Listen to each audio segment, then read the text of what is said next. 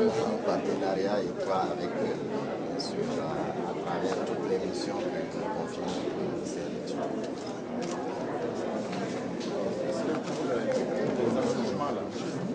Vous avez des abattements de bruit, est-ce que les sons ne doivent pas être faciles comme ça? Est-ce qu'il y a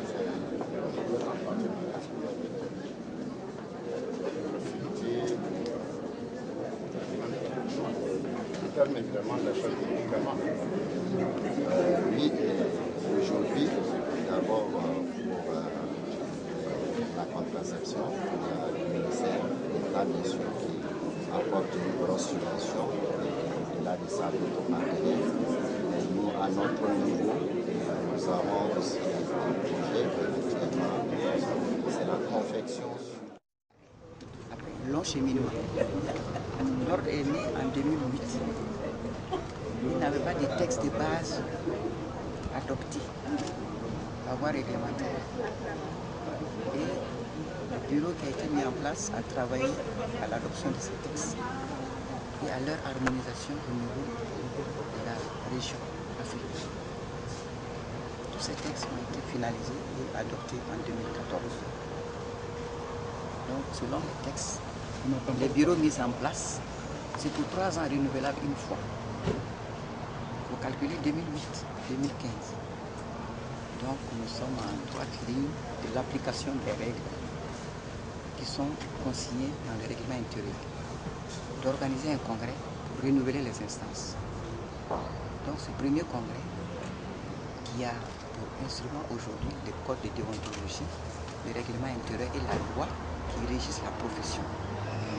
Ce congrès va disséminer donc ces documents, ces contenus, pour que les prestataires, que sont les sages-femmes et magiciens, aient une ligne de conduite dans leur pratique quotidienne. Parce qu'avant, on ne dit pas qu'il n'y a pas de ligne de conduite, mais c'était des normes générales. Maintenant, c'est spécifique au corps des sages-femmes. Qu'est-ce qu'elle doit faire? Qu'est-ce qu'elle peut faire? Où sont ses limites? Quelles sont ses responsabilités? Quels sont ses droits? Donc, ce premier congrès va mettre le point sur tout ça. Et nous allons renouveler les instances pour mettre en place une équipe qui va faire appliquer ces textes-là.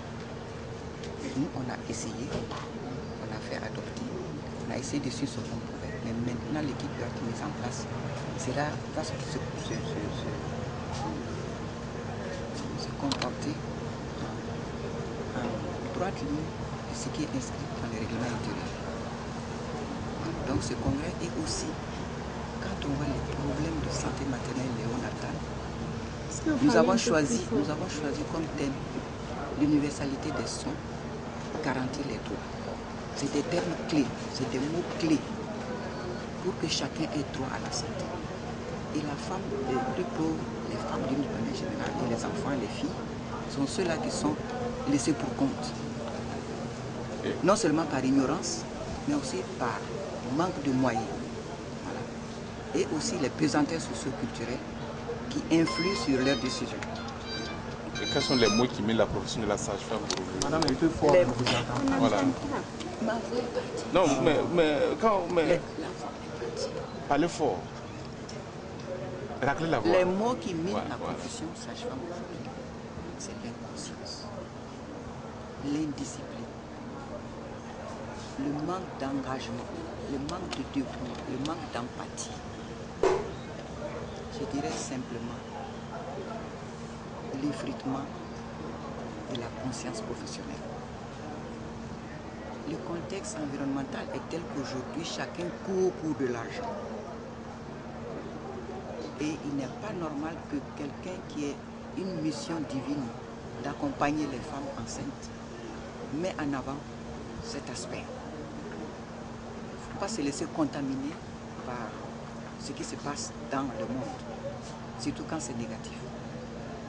Donc l'ordre des sages-femmes a pour mission d'essayer de rétablir les valeurs morales pour cette profession. Nous avons la mission d'accompagner la naissance, de rétablir la santé dans les familles, de rétablir l'équilibre entre la famille et son environnement social, et son environnement climatique. Donc aujourd'hui, la profession a pris un grand coup.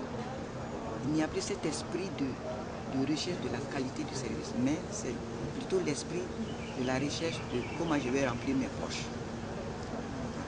Quand on a la vie de deux personnes en main, on n'a plus le droit, alors qu'on est des fonctionnaires, alors qu'on est des salariés à temps plein, alors on n'a pas le droit de jouer à ce genre de jeu. Présentez-vous, s'il vous plaît. Madame Tchombiano, président de l'Ordre des sages-femmes maïticiens du Burkina. Une interview en langue. S'il vous plaît. En quelle langue? Moré, Djoula. Ah, Moré, je ne maîtrise pas. Le Djoula. Le Djoula peut-être. Ok, allez-y. Je veux dire quoi? Présentez. L'objectif du congrès en Djoula.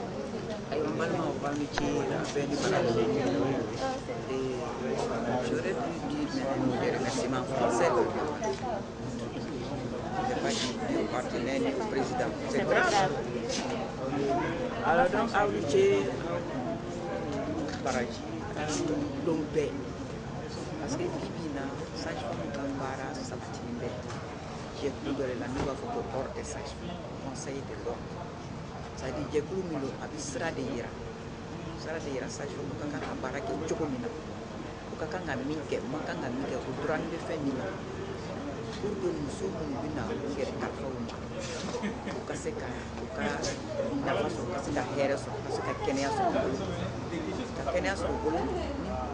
Na o nasi ninki no se ko don ni je ko ni anya se fa se or ni blara sena or ni sira kabini 2008 asani duro ni don wor donc normalement ni je ko sira go bureau sira wakati de bureau ni bureau sakaka na wakati da manike na wakati da manike abi si fa ayi usra ka mubara deke munde tora na kakanga te e mena bureau mi be na kakanga ya ma bi yera ni munu be no fe ka taganya fe to jekulu ni mo mu be obi so bo so mandi donc ni jekulu ni pour que mo ka donc ka fo sebe de bora loi de bora ka yira ko ka bara ni sisan loi de basati maka ka bo loi ni kan e kere maintenant o loi ni ka nga donc ni sai fa mo be di jamana kono no ma to sran lo no ma lo ka nga bara ke chuko yala be ke kele ay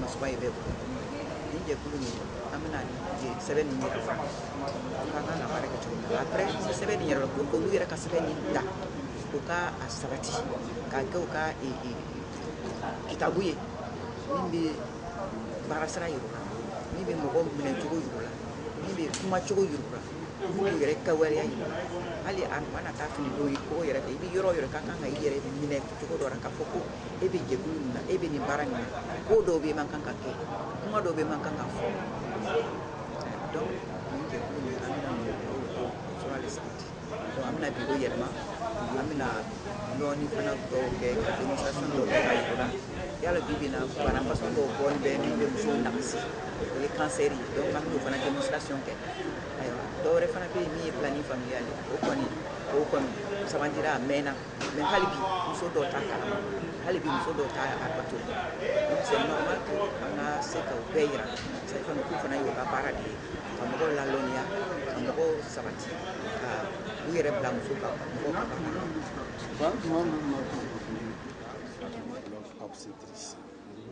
Alors, que pouvait dire un tel congrès pour les sages-femmes et les maïticiens pour vous?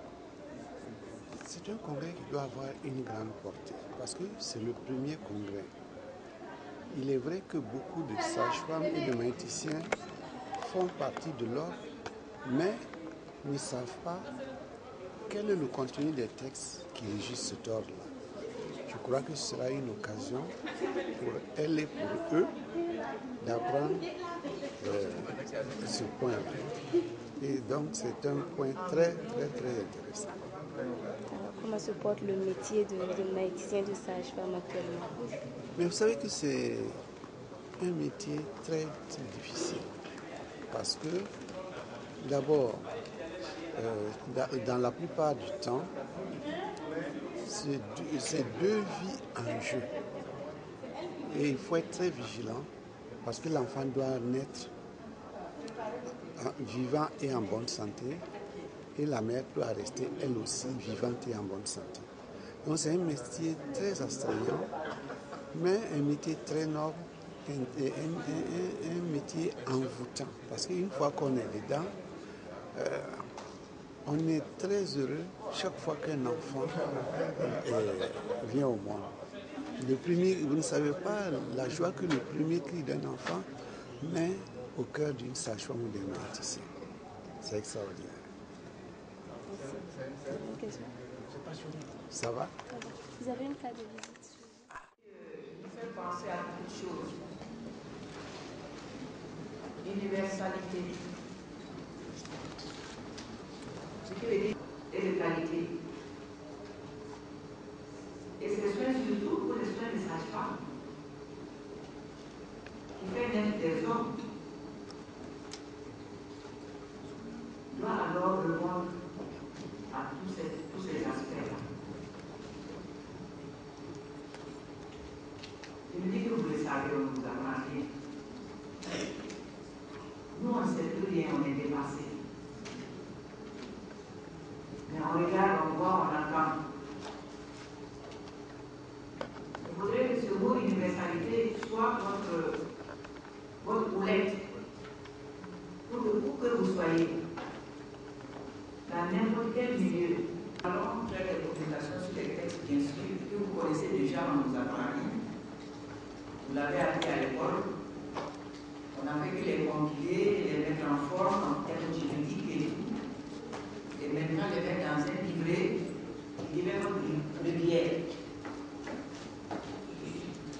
Donc, nous allons dérouler ces textes tout à l'heure avec les communicateurs qu'il y a ici, avec un consultant qui va les introduire.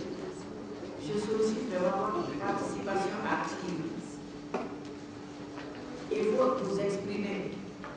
Parce que nous avons eu la chance d'avoir la présence du président. Il dit qu'il attend des recommandations. Ne perdons pas cette opportunité-là. Il faut la saisir au bon. Et l'équipe qui va venir poursuivre ces recommandations jusqu'à réalisation. Que ce soit nous ou bien quelqu'un d'autre. Il a ouvert le chemin et je pense que la porte est ouverte pour vous. Ne la fermez pas. Donc, je ne vais pas trop m'attarder. Je vais vous présenter M. Zachary Clément. Il va se présenter lui-même dans le détail. C'est un consultant qui nous a été recommandé par les MDHP. Vous connaissez le mouvement des droits humains. Et les dirigeants de ce mouvement ont travaillé avec nous pendant longtemps. Il nous l'a recommandé et il nous a accompagnés pour préparer ce congrès. Et préparer également les plans de relance de la clinique pour la promotion de la santé familiale, clinique des sages-femmes. Parce qu'il était là depuis la création de cette structure. Donc, M. Zachary, de bonne volonté, il a essayé de nous accompagner jusqu'à ce jour. C'est un sociologue qui nous dira ce qu'il entend par rapport à ce texte et par rapport aussi au panel que nous avons développé. Lassana Sabadou, c'est un député que vous connaissez. Vous avez eu la chance de le voir depuis longtemps. C'est eux qui étaient à la base de l'adoption de nos textes. C'est eux qui nous ont passé, je ne sais pas comment je vais dire ça, au tribunal, à l'Assemblée. Parce qu'ils nous ont convoqué pour venir expliquer notre loi, expliquer le code. Pourquoi, comment, pourquoi. C'était un tribunal, mais nous nous en sommes sortis. J'étais nombreux. Mais lui, on l'a spécifiquement repéré. Alors, quand on a fini, que ça a été adopté, défense honorable du ministre d'alors était Adama Traoré, parce qu'il nous a bien défendu avec tout son personnel, toute son équipe, les conseillers, un ancien ministre de la fonction publique. Vous savez ça? Mais applaudissez. Donc il connaît tous les problèmes du Burkina. Hein. Tout ce que vous avez comme problème à la fonction publique, des statuts, de quoi il est arrivé. Donc il dit, bon voilà quelqu'un qu'on va adopter, on va lui donner une bourse d'ici là. Pour réduire la profession avec nous. À ma gauche, vous avez Samadou, et moi, lui va faire la présentation, moi je vais discuter de l'histoire. Samadou est le gynécologue que vous connaissez très bien en Italie, à qui a été conduit par la SOGOP. SOGOP, c'est notre partenaire de tous les jours. Ça est comme gynécologue, c'est deux inséparables. Alors, je pense que depuis que les gens on a collaboré, on continue de collaborer. Et je vais encore l'homme, parce que tant que nous serons sur la terre, tant que les femmes vont continuer d'accoucher, on sera ensemble. Monsieur, je voudrais qu'on vous dise merci.